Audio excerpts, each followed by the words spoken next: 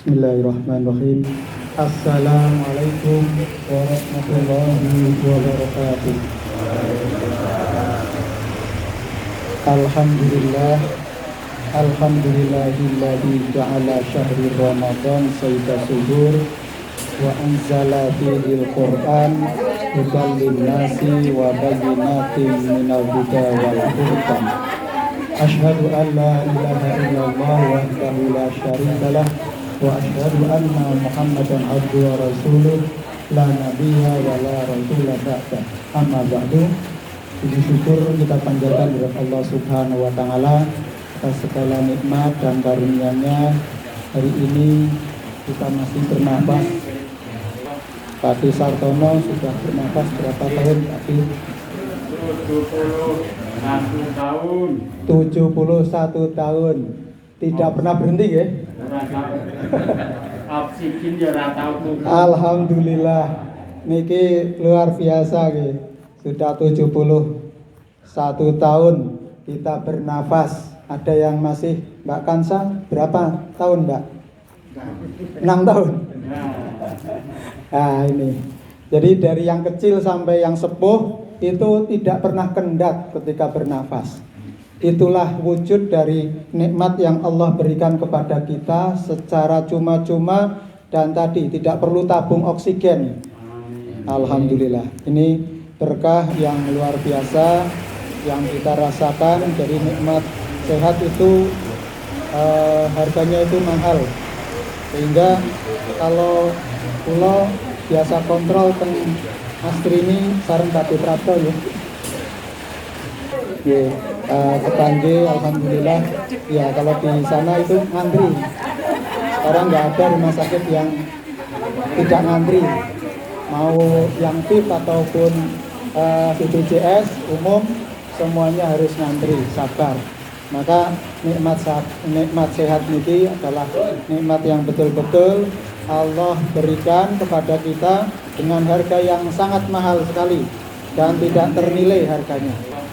Nah, ini maka timbal baliknya kita bersyukur atas nikmat itu dengan qaul, dengan ucapan alhamdulillahirabbil alamin, dengan harapan Allah akan menambah nikmat.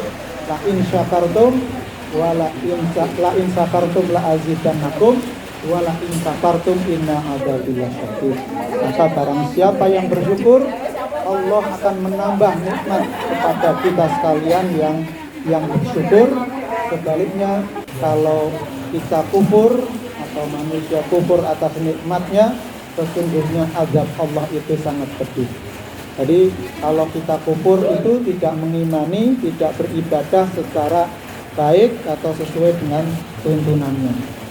Maka jamaah rahimakumullah, salat serta salam kita aturkan kepada Nabiullah junjungan kita Muhammad sallallahu alaihi wasallam yang kita harapkan nanti syafaatnya di yaumil kiamah nanti. Semoga kita semuanya kalau sudah bersahadat, bersaksi kepada Allah Subhanahu wa taala sebagai Tuhan dan Muhammad sallallahu alaihi wasallam sebagai nabi utusannya, sebagai suri teladan, insyaallah akan mendapatkan syafaat dari Kanjeng Nabi Muhammad sallallahu alaihi wasallam.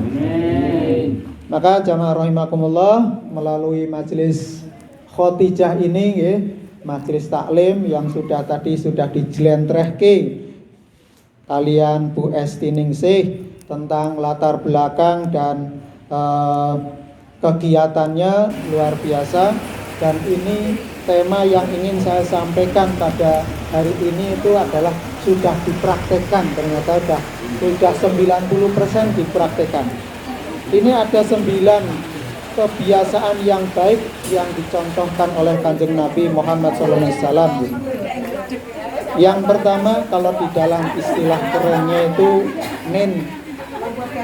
golden goods ya.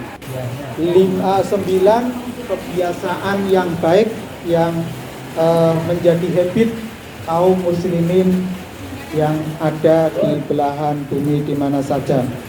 Yang pertama yang tidak boleh ditinggalkan habit ataupun kebiasaan yang baik kita adalah sholat fardu di awal waktu dan berjamaah. Ini enteng nopo abot. Enteng nggih. Maka harus dibiasakan supaya enteng. Nah ini sholat fardu. Sholat fardu itu sholat yang tidak boleh ditinggalkan. Sampai kita tenger-tenger wonten dipan, itu tidak tetap harus menunaikan. Sampai kita tidak bisa bergerak, itu baru nanti sudah prai nafasipun sudah prai, itu nanti tinggal disolatkan. Jadi kalau sudah tidak bisa sholat, gilirannya disolati. Nih, seperti yang kemarin ya almarhumah yang sastro 103 tahun, luar biasa. Itu nggih, mboten kendhat nggih. 103 tahun itu mboten kendhat bernafas. Nah, hanya kemarin jam 9 Allah nimbali, sudah jatahnya sudah habis. Nafasnya sudah habis. 103 luar biasa. Maka sholat fardu di awal waktu diusahakan semaksimal mungkin. Begitu dengar adzan gerigah-gerigah, kita menunaikan untuk bersolat berjamaah. Lah gimana kalau tidak sholat berjamaah? Ya, kalau tidak bisa ke masjid, ya di rumah. Memang afdolnya kiai kapung itu adalah sholatnya di masjid. Ini yang levelnya itu A+ itu. Jadi itu yang akan memperoleh keutamaan yang utama sekali. As-sholatu jamaah afdalu min sholati bad'i bisab'i wa isrina darajat. Sholat 5 waktu atau sholat berjamaah di masjid itu pahalanya 27 derajat daripada sholat sendirian. Maka eman-eman kalau kita di rumah ada anggota keluarga yang lain, ayo digerakkan. Sudah waktunya sholat, HP ini diselehke, ganti main game ditinggalke, diselehke. Informasi ingkang dipun waos di lerem sekedap untuk menunaikan sholat berjamaah. Nah yang kedua masih poin yang pertama yaitu sholat fardu di awal waktu dan berjamaah adalah kita menyelenggarakan atau menunaikan sholat-sholat tatawwu. Sholat-sholat tatawwu itu nopo? Sholat-sholat sunnah yang diutamakan. Seperti halnya sholat rawatib, yaitu sholat sunat yang mengiringi sholat wajib. Sehari semalam kita menunaikan sholat 5 waktu. Subuh itu ada sholat rawatibnya itu sebelum subuh, qobliyah, kemudian mungkin diawali dengan sholat tohur atau sholat bersuci. Kalau datang ke masjid nggih sholat tahiyatul masjid. Kemudian masih ada waktunya untuk sebelum iqamah kita sholat sunnah qobliyah sebelum subuh.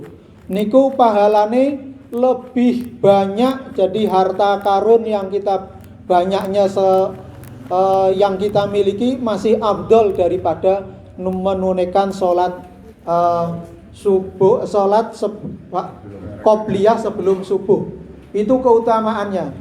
Jadi langsung Allah berikan tunai kepada kita itu berupa material, maka nilainya itu adalah senilai harta yang dimiliki oleh manusia, yaitu harta yang seluas langit dan bumi. Ini yang dijanjikan oleh Allah. Hanya persoalannya Allah itu tidak memberikan kepada kita cash, karena itu adalah sebagai motivasi bagi kita, hanya diiming-imingi supaya kita itu termotivasi, tidak terpengaruh oleh hawa nafsu kita masing-masing. Kemudian sholat sunnah yang diutamakan juga sholat duha.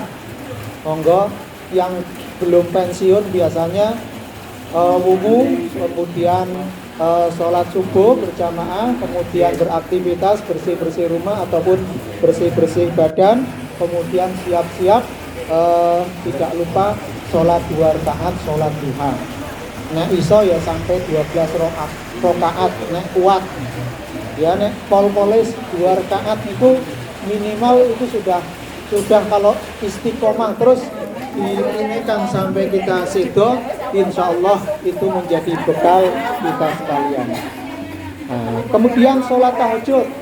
Sholat tahajud ini kalau sekarang ini sholat tarwih, bahasanya ngeten ya, sholat tarwih yang dilakukan setelah sholat isya, kemudian dilanjutkan sholat tarwih dan witir.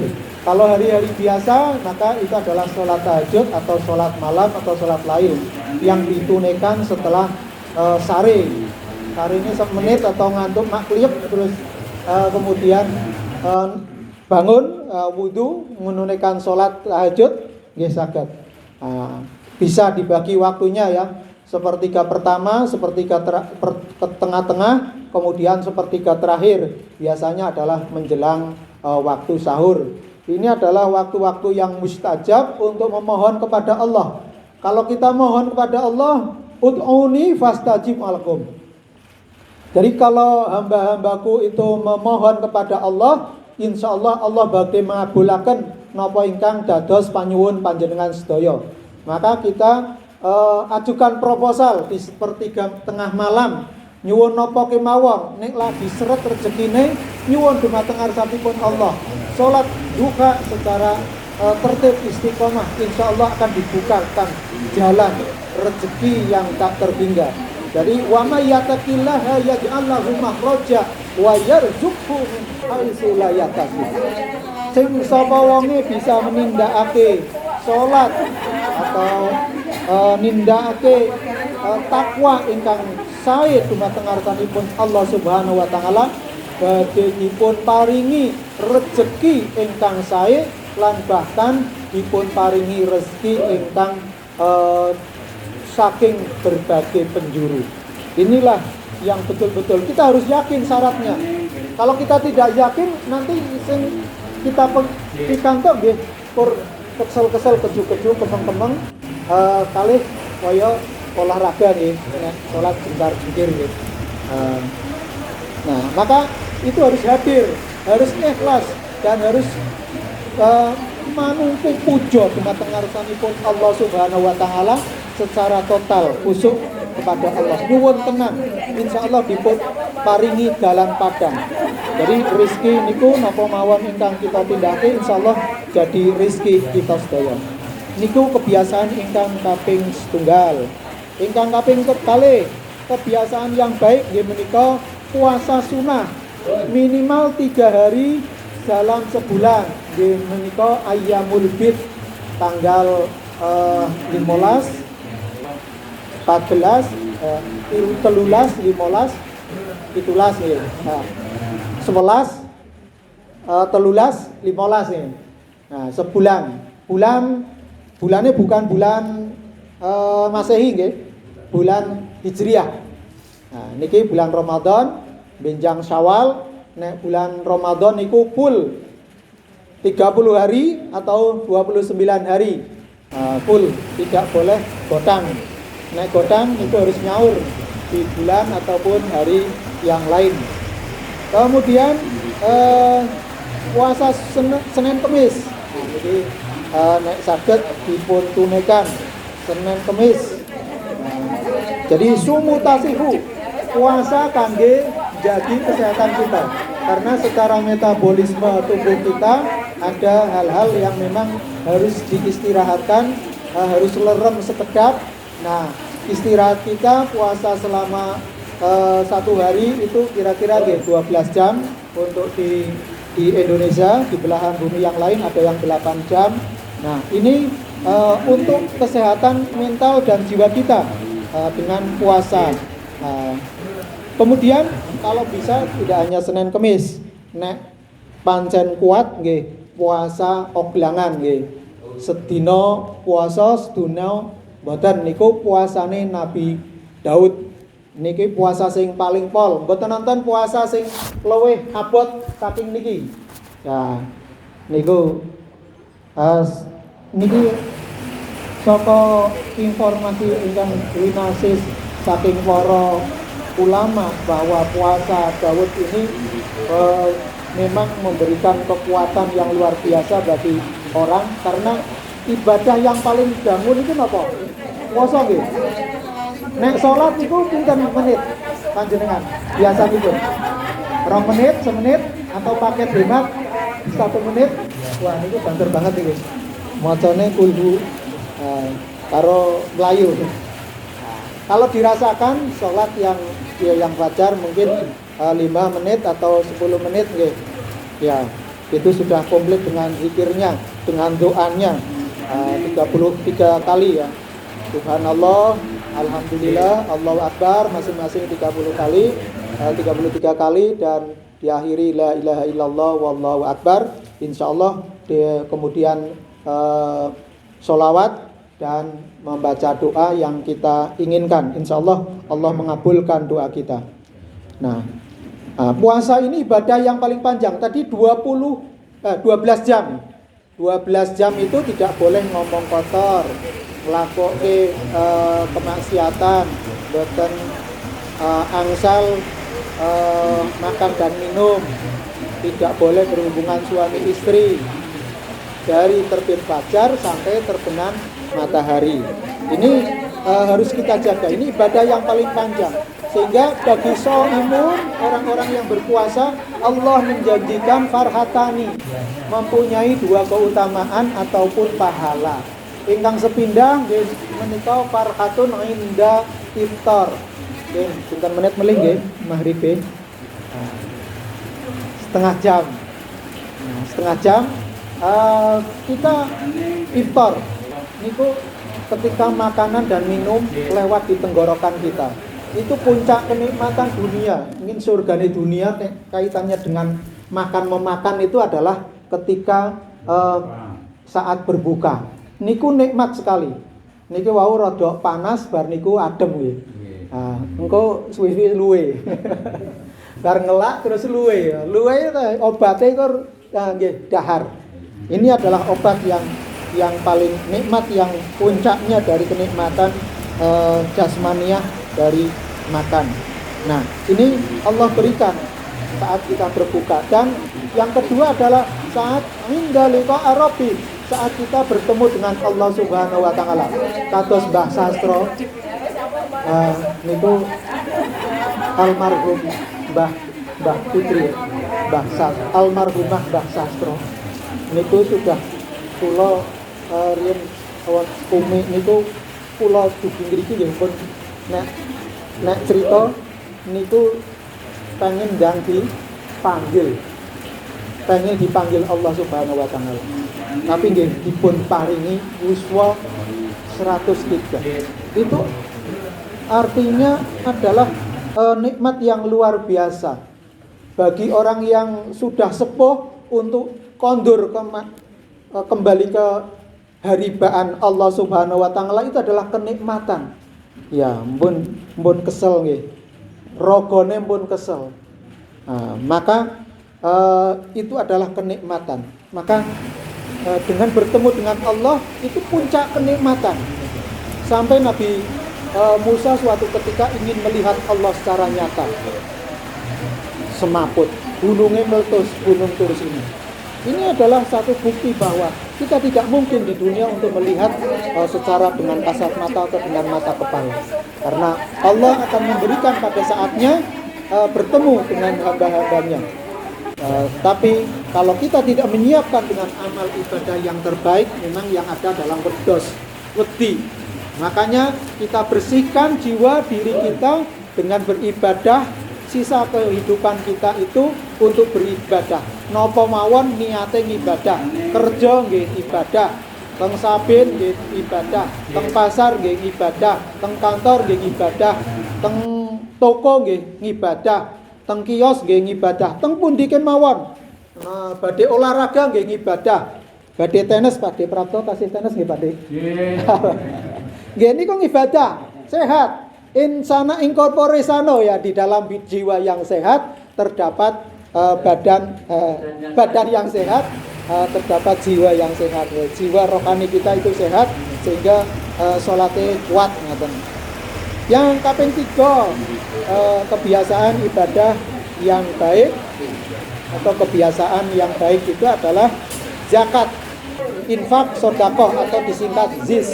Ini sudah dilakukan oleh ibu-ibu di Khadijah. Jadi kalau ibu-ibu mengeluarkan sedekah ataupun zakat atau infak di cantolan di joglonipun Pade Adiman, itu adalah bentuk sedekah, infak. Ini adalah investasi akhirat. Jangan lihat nilainya.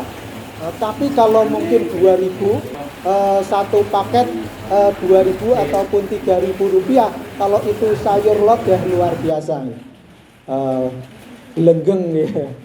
Segere luar biasa, ataupun es dawet dan es cendol. Nah, ini kebiasaan yang baik, yaitu sedekah, infak. Lebih kurang adalah 2,5% dari total penghasilan kita. Ini yang disebut zakat mal ya. Zakat mal itu adalah hasil investasi yang kita keluarkan selama 1 tahun, kemudian mencapai nisab 85 gram emas, maka dikeluarkan zakatnya 2,5%. Nah, kalau kurs sekarang 1 gram emas pinten ya? Pak Timun, Pak Tengpasan itu ya. 500 ya, yang berapa karat ya? Yang minimal ya. Kalau yang lebih ya, biasanya ya 500 sampai 1 juta ya. Nah, itu dikalikan 85 gram emas. Kalau kita mencapai dalam perniagaan yang kita lakukan selama 1 tahun mencapai itu, kita wajib keluarkan 2,5%. Demikian juga kalau pegawai punya gaji selama 1 tahun itu mencapai 85 gram emas, ya kita keluarkan.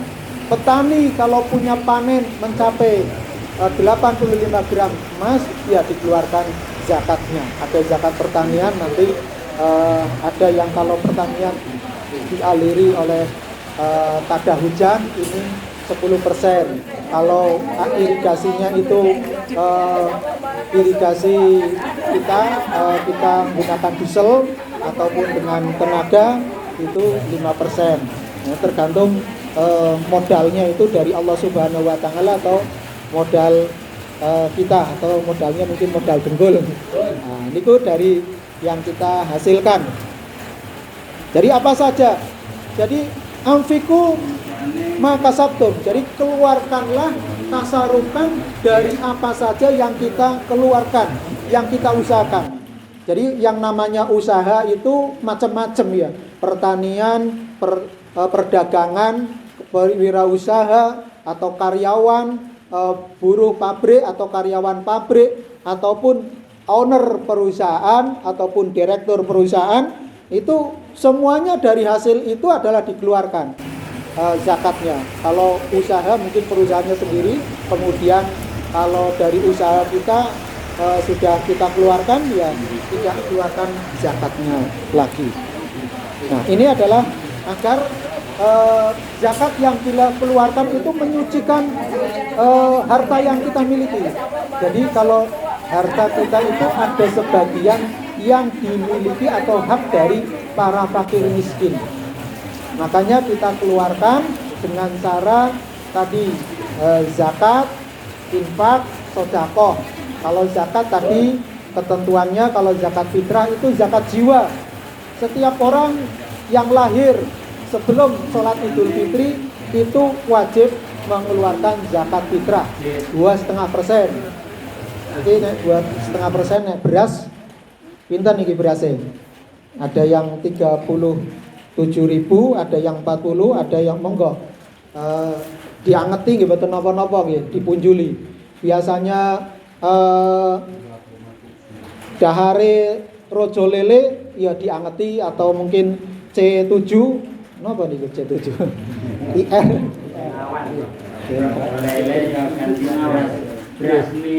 beras nila ya, beras wangi mentik gelanggo nggih. Nggih nek dahare C7 kemudian zakate rojo lele nggih mboten napa-napa niku luwih sae. Tapi nek dahare rojo lele kok zakate C7 lah iki mboten sae niki. Mboten nek gaplek gaplek nggih gare sing dikeluarkan nggih gaplek. nilai senilai yang kan kita konsumsi. Ngaten. Jadi itu impas. Jangan sampai apa yang kita makan lebih baik, kemudian yang kita zakati yang jelek. Ini naudzubillah min dzalik.